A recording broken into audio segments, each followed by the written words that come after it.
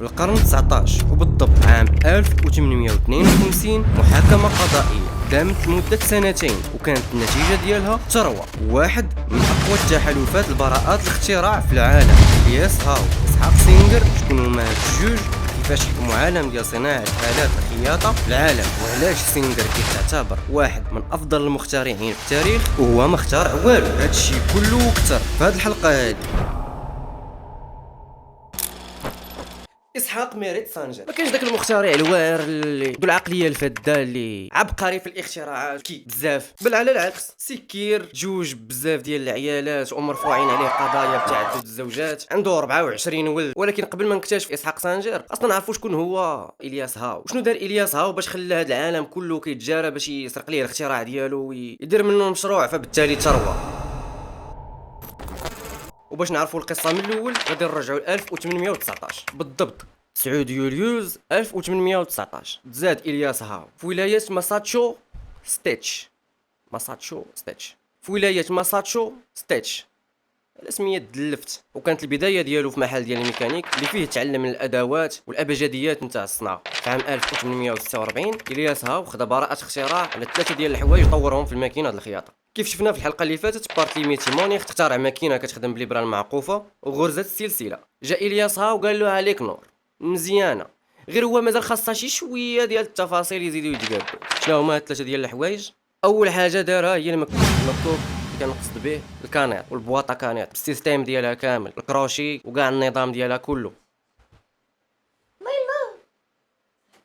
وثاني تعديل دار هو ليبرا، تصميم ديال ليبرا، تصميم جديد اللي كنعرفوه فيه طالو وليبرا التقبه ديالها في الراس وديك الشقيقه من الجنب اللي فاش كتهبط كياخذ منها الكروشي الخيط باش كيدير العقده. والبراءه الاختراع الثالثه اللي خداها على الغرزه او التصميم ديال الغرزه الجديد لوك ستيتش، الغرزه المقفوله. هي باش كنخدموا دابا حاليا في الماكن، هي اللي كاينه دابا في كاع الماكن، فيها الخيط من التحت والخيط من الفوق.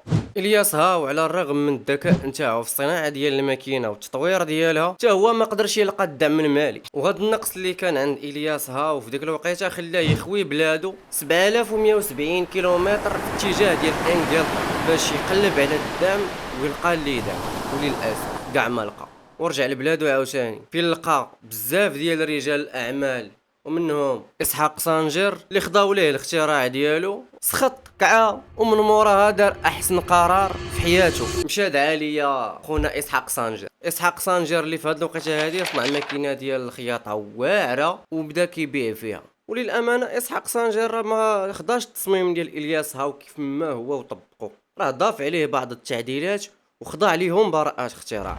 ومن اهم هاد التعديلات هادو اللي دار اسحاق سانجر هو نظام التغذيه ديال الثوب، السنان اللي كيجروا الثوب والبيضاره في الرجل. داك الشكل اللي كنعرفوه حاليا الماكينه ما كانش قبله، بيضاره في الرجل كسيري الماكينه كتجر الثوب، هادشي ما كانش عند الياس هاو، ولكن داروا اسحاق سانجر. وبما اننا رجعنا باش نهضروا على اسحاق سانجر ونعرفوا الطرف الثاني في القضيه نتاعنا، خاصنا نرجعوا للبدايه ديالو تا هو ونعرفوا شنو هما الحوايج اللي دارهم اسحاق سانجر ويستحق عليهم المدح، وشنو هما الحوايج اللي فريمون سرقهم وحكمات عليه المحكمه على قبلهم. سميتو اسحاق ميريت سانجر، الاسم الكامل ديالو، اب 24 دري، زوج ما نعرف شحال ديال العيالات في دقه وحده. خونا كان خاربها ممثل فاشل. تزاد اسحاق في 26 اكتوبر 1811 في بيتستون نيويورك في الولايات المتحده. تزاد في اسره فقيره وخرج من المدرسه في واحد العمر اللي صغير وبدا يخدم في بزاف ديال المهن. في البدايات ديالو خدم ممثل متجول، خدم في الحفر، خدم في الميكانيك، بزاف ديال الخدامي وحدين اخرين.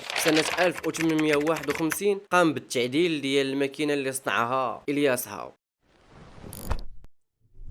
وهذاك النجاح اللي حققه اسحاق سانجر في البيع ديال الماكينه ديال الخياطه راه ما جاش من فراغ، ولكن كانت من موراها عبقريه وذكاء وحنكه ديال اسحاق سانجر ما سبقوا ليها حتى شي واحد. ودار واحد الاستراتيجي ماركتينغ اللي خلاته يسيطر على امريكان كامله والعالم من بعد. والنجاح ديالو في البيع ديال الماكينه ديال الخياطه هو اللي خلى الياس هاو يسيلو اللعاب ديالو ويقول فين حقي، خاصني حق خاصني حقي في هاد الكيكه هادي. واش انا اللي اخترعتها وما ندي حتى لعبه؟ ما يمكنش. وهنا غادي نهضروا على وحده من انجح عمليات التسويق اللي دازوا في التاريخ، ماشي غير في الخياطه، في العالم كامل. التعديلات اللي دارها اسحاق سانجر على الماكينه ديال الخياطه راه ما جاتش من فراغ، دارها وهو كيفكر في كاع التفاصيل ديال الخطه التسويقيه ديالو. والتعديلات اللي دار كانت مبنيه على خطه تسويقيه مسبقه. تعديل على الشكل ديال الماكينه باش يولي انيق، تولي سهله في الاستخدام، واهم فكره جابها الخياطه ديال العيالات.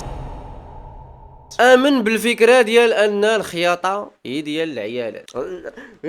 نجدو على الضم. امن بالفكره ديال ان الخياطه غير ديال العيالات، وبنى عليها استراتيجي ماركتينغ. كيفاش؟ علاش؟ حيتاش في ديك الوقيته كانت الخياطه من الاعمال اليوميه ديال ربات البيوت. يعني الام هي اللي كتخيط الحوايج لولادها، لراجلها، ليها، هي اللي كدير بزاف ديال الحوايج، هي كتخيط داكشي. ودي كانت هي الحقيقه ديال المراه في ديك الوقيته، كانت ربت بيت حقيقيه، وكانت الخياطه جزء من الاعمال ديالها، المهام اليوميه نتاعها. وهنا جات الفكره لاسحاق سانجر، كيفاش يخلي الماكينه ديال الياس هاو سهله ديال على الماكينه باش تستخدم بالرجل، ويدير لها الطبله، ويدير لها زويويقات. كان عبقري في التسويق، كان مشكل في التسويق، كان ذكي بزاف. واخا انا ضد الفكره، علاش؟ حيتاش انا راجل بلحيتي وخياط، وهذا الشيء ماشي عيب وماشي حشومه، وما كينقص من الرجوله ديالي حتى حاجه. وانا ما متفقش مع اسحاق سانجر في هذا البلان هذا. والنجاح ديالو اللي نجحوا في البيع ديال الماكينه والتعديل عليها والتسويق ليها ما خلاش يكون ناجح في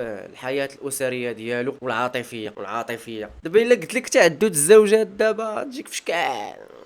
4 العيالات، 2 العيالات، كدير تقد بهم، كدير الا ولد شي واحد كتبدا كتفكر مليون مره واش تزيد الثاني ولا ما تزيدش الثاني. انا اسحاق سانجر كان عنده 24 ولد. العيالات اللي مجوج بهم تيتسالاوش اللي رسميين واللي ماشي رسميين، اللي كانوا في الكواليس ما كيبانوش. خونا كان زاهي وعايش الحياه زعما بالطول وبالعرض بطريقته، ماشي بطريقتنا. الطول والعرض ديالنا كيختلف عن الطول والعرض ديالهم هما. الطول والعرض ديالنا فهمتيني، داكشي على حسب المرضى الله عز وجل. فهمتي هاد اللعيبه هادي بعين الاعتبار. داكشي واش راضي عليه الله سبحانه وتعالى ولا لا. ما راضيش عليه راه ما طول ما عرض هذاك كتخرب. كان راضي عليه صافي دخل فيها بالطول وبالعرض وبالواحد البؤاري تا هو.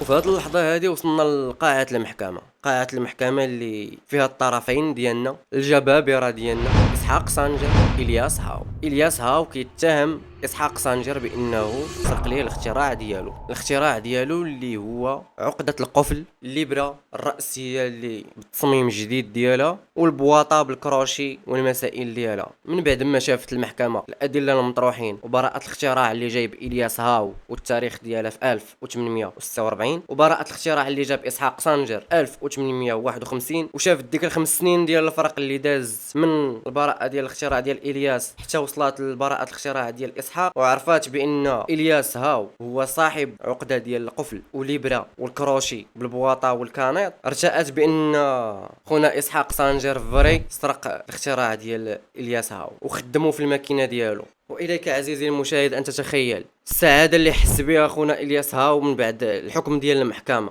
والاسترجاع ديالو للحق ديالو، والحياه السعيده اللي جايه من بعد براءه الاختراع ديالي والحكم ديال المحكمه في صالحي. وكاع الشركات وكاع المستثمرين غادي يعطيوني حصه ديال الارباح من البيع ديال كل ماكينه خرجات وتصنعات. ثروه حقيقيه عزيزي المشاهد، العاقه، الاموال تترعرع. ولكن الياس هاو للاسف ما طولتش عنده هذه الفرحه هذه بزاف. علاش؟ لحقاش توفى عزيزي المشاهد 3 اكتوبر 1867 عن عمر يناهز 48 سنه. بقي صغير، يلا حقق الاحلام ديالو، يلا بدا كيذوق طعم الحياه والحلاوه ديالها. وفاته المنيه وعاش من موراه اسحاق سانجر صاحبه وعشيره والعشره ديال العمر، قضايا في المحكمه واختراعات، حتى توفى حتى هو 23 يوليوز 1873 عن عمر يناهز 63 سنه. اسحاق سانجر فاش توفى راه وصل لواحد المستوى ديال النجاح ما سبقوا ليه حتى شي واحد، وكان من السباقين ومن الاوائل اللي جمعوا ما بين الاختراع والرياده الاعمال.